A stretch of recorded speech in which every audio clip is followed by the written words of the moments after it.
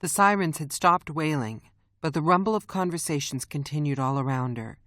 She heard a clatter and creaks, and looked up to see a crew in blue jackets file in with a gurney.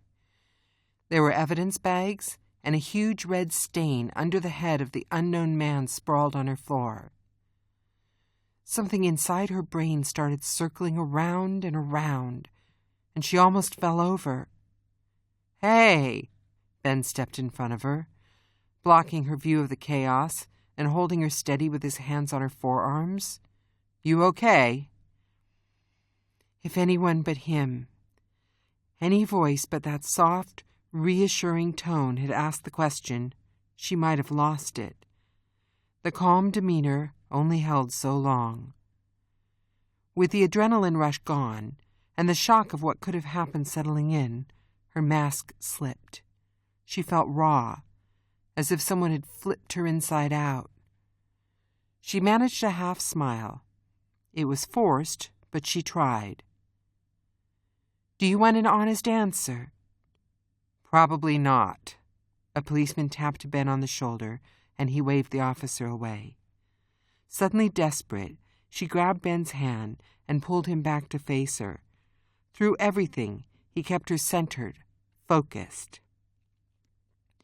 His arrival had given her hope. He had sent her the signal when he needed her to fight off her attacker. Then he had saved her with a single shot. For a woman who had seen so much pain and death on the job, it was the terror she'd experienced in her home this second time that threatened to break her apart, smash her right into pieces on the floor. After all those months of learning to handle her anxiety and dealing with the newfound issues of needing everything just so, she was plunged back into a cycle of spiraling fear. But he, a guy trained to kill, the exact type she should have run from, had proved to be a lifeline.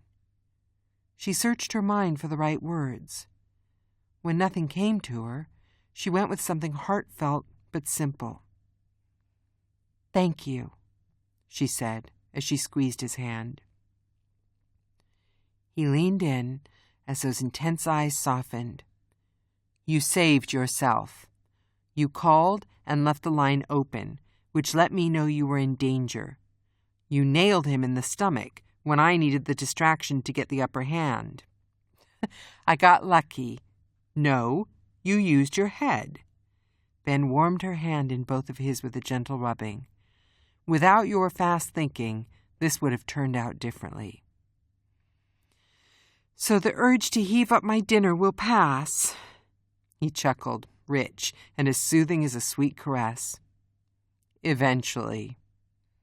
A tall man with black hair and startling bright blue eyes walked over. He wore khakis and a polo shirt.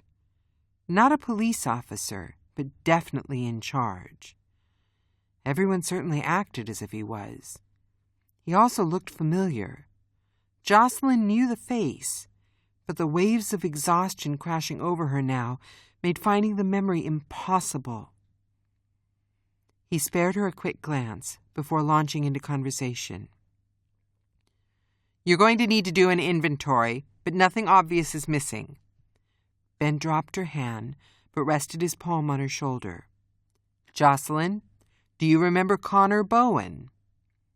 Relief battled with the need to close her eyes as she leaned against Ben. The pieces from the past few months fell together, the hospital and the coma patient.